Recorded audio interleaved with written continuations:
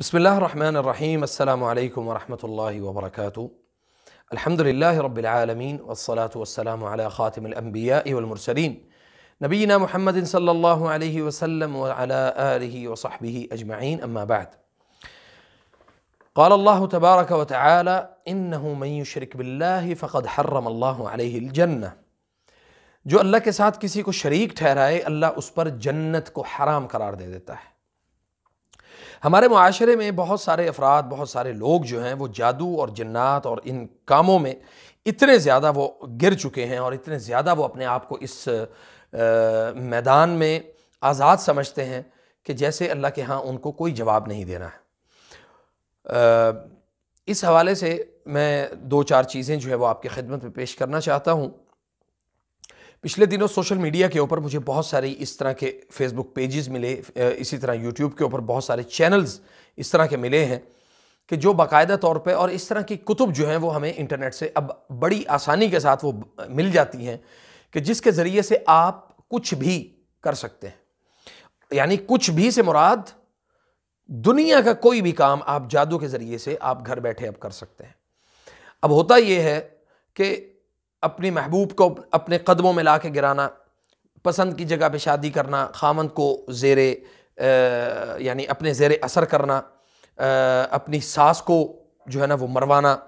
اور یعنی اس طرح کے اقدامات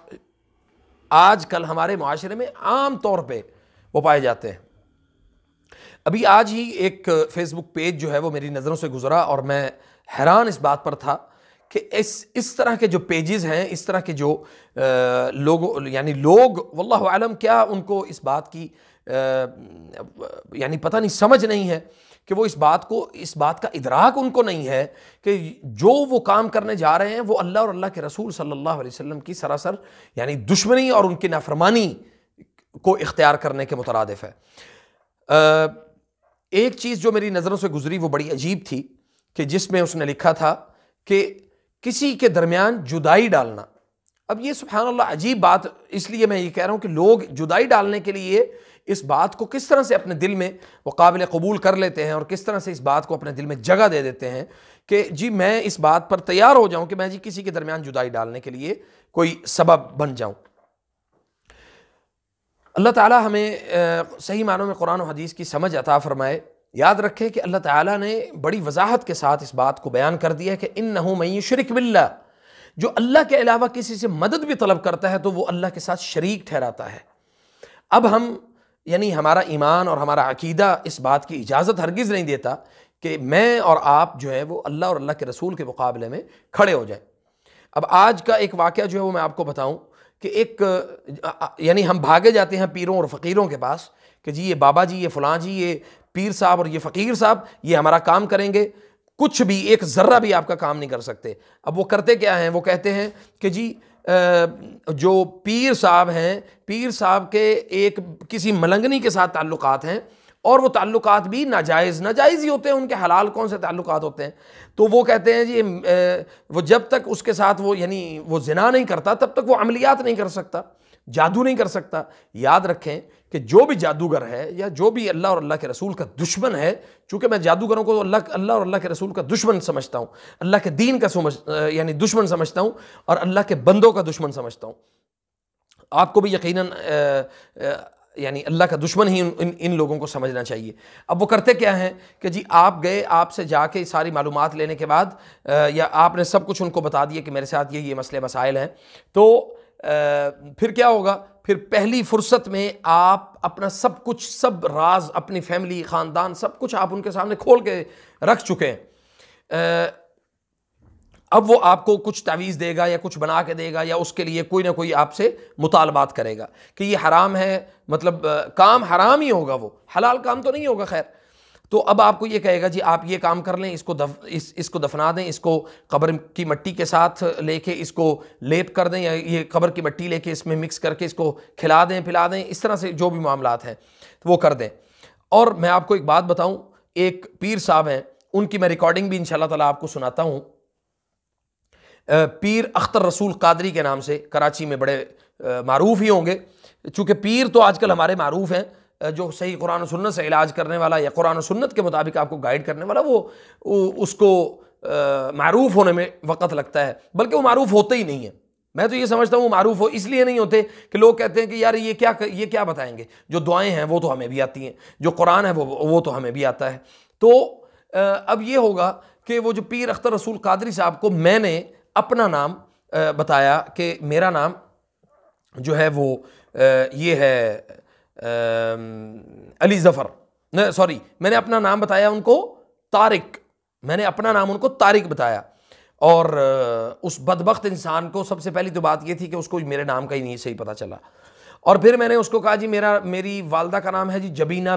کوثر یا جبینہ بی بی کے نام سے۔ تو اب جی انہوں نے مجھ سے ٹائم مانگا، ٹائم مانگنے کے بعد مجھے بولتے ہیں کہ جی آپ کو طارق بیٹا آپ کو میں کل بتاتا ہوں۔ جو جناب اگلے دن صبح طارق صاحب کو پیغام موصول ہوتا ہے کہ طارق بیٹا میں نے ابھی فجر کی نماز پڑھی ہے، پھر نہیں پہلے تہجد کی نماز پڑھی ہے، تہجد کی نماز پڑھ کے میں نے روزہ رکھا ہے، پھر آپ کے لیے دعائے خیر کی ہے، تو طارق بیٹا آپ کا مسئلہ جو ہے وہ کہاں تک پہنچا ہے۔ جو اب جناب میں نے اگلا سوال کیا، جی پیر صاحب مجھے کچھ تو بتائیں کہ میرے ساتھ مسئلہ کیا ہے۔ پیر صاحب نے جناب مجھے کہا کہ جی طارق بیٹا آپ دبئی میں ہیں تو میں آپ کو کچھ تعویذ بھجواؤں گا، چونکہ میں پہلے ان کو بتا چکا تھا کہ میں دبئی میں ہوں، تو انہوں نے مجھے کچھ تعویذ جو ہیں وہ انہوں نے بھیجنے کا ایک وعدہ کیا کہ جی میں آپ کو کچھ تعویذ بھیجوں گا، اگر آپ کا کوئی جاننے والا ہے یہاں پہ تو آپ اس کو بتا دیں، وہ مجھ سے لے لے، میں اس کو بھجوا دوں گا، تو آپ جناب مجھے اس طرح سے وہ سارے معاملات کر لیں، اور پھر اس کے لیے 41 دن پڑھائی کرنی پڑے گی۔ سبحان اللہ، 41 دن آپ نے پیر صاحب آپ نے کیا پڑھائی کرنی؟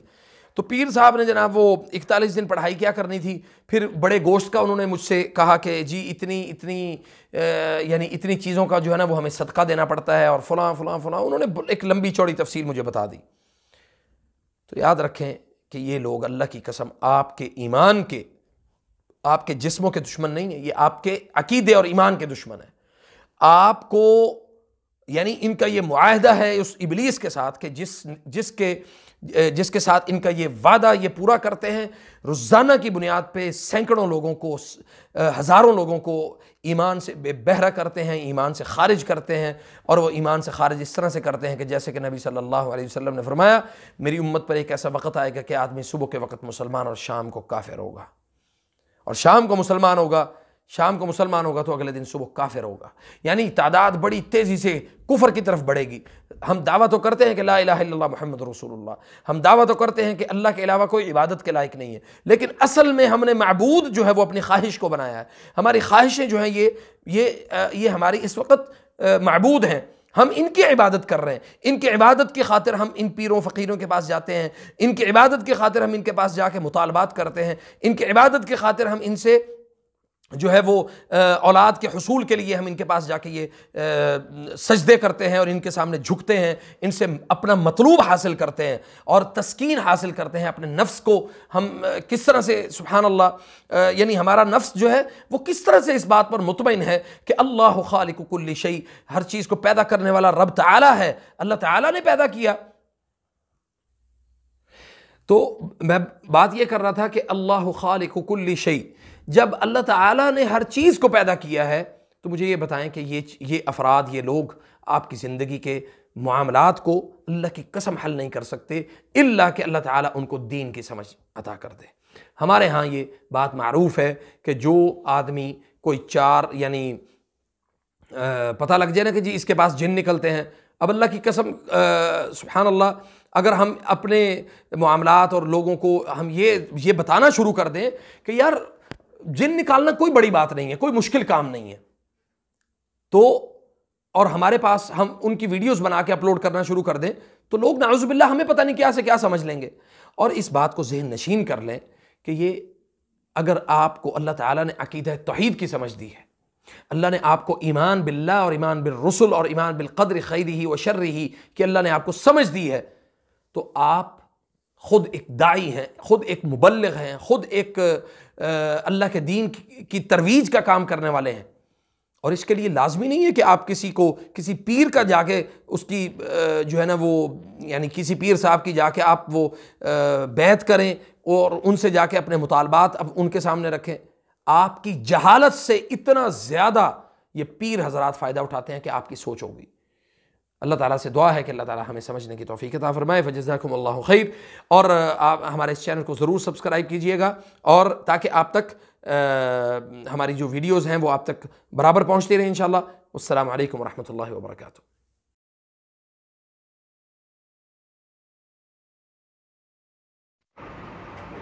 طارق بیٹا، میری طرف سے آپ کے اوپر کوئی پابندی نہیں ہے۔ دو چیزیں ہیں، ایک چیز تو یہ ہے کہ آپ کو میں وہاں دبئی تعویذ بھیج دوں، اگر وہ ادھر آپ نے منگوانے ہیں، اگر یہاں کوئی آدمی آپ کا ہے تو آپ اسے بھیج کر مجھ سے منگوا لیں تعویذ۔ ایک تعویذ آپ نے پینا ہے، ایک سے نہانا ہے، ایک دھونی ہوگی، اور یہ عمل آپ نے 40 دن کرنا ہوگا مسلسل۔ ایک بات تو یہ ہے۔ دوسری بات یہ ہے کہ بیٹا، اگر ایسا آپ کے پاس کوئی سہولت نہیں ہے کہ یہاں سے کوئی تعویذ آپ کو وہاں بھجوا دے، کیونکہ میں جب بھی باہر بھجواتا ہوں وہ TCS والے ہیں، وہ تعویذ نہیں بھیجتے۔ اور ایک ڈاک ہے، وہ فیصلہ میرے ذہن سے ان کا نام نکلا، وہ پیلے پیلے ان کے دکانوں پہ لکھا ہوتا ہے، تو وہ بھجواتے ہیں بیٹا۔ وہ 7,000 روپے لیتے ہیں باہر کسی بھی ملک میں بھجوانے کے۔ مجھے نہیں پتا وہ کیسے بھجواتے ہیں، وہ 3 دن سے 4 دن لگاتے ہیں۔ اگر اس طریقے سے آپ نے منگوانے تو آپ اس طریقے سے منگوا لیں۔ تیسرا یہ ہے کہ اگر آپ بھیج بھی نہیں سکتے اور ڈاک کے ذریعے بھی نہیں، اگر آپ نے بیٹا ادھر ہی مجھ سے ہی یہ سارا عمل کروانا ہے تو پھر میں ادھر کر دوں گا۔ پھر آپ کا جو دل چاہے وہ بیٹا بھیج دینا، کیونکہ وہ پھر مجھے گوشت وغیرہ کی ضرورت ہوتی ہے، سرسوں کے تیل کی چراغ لگانے کے لیے،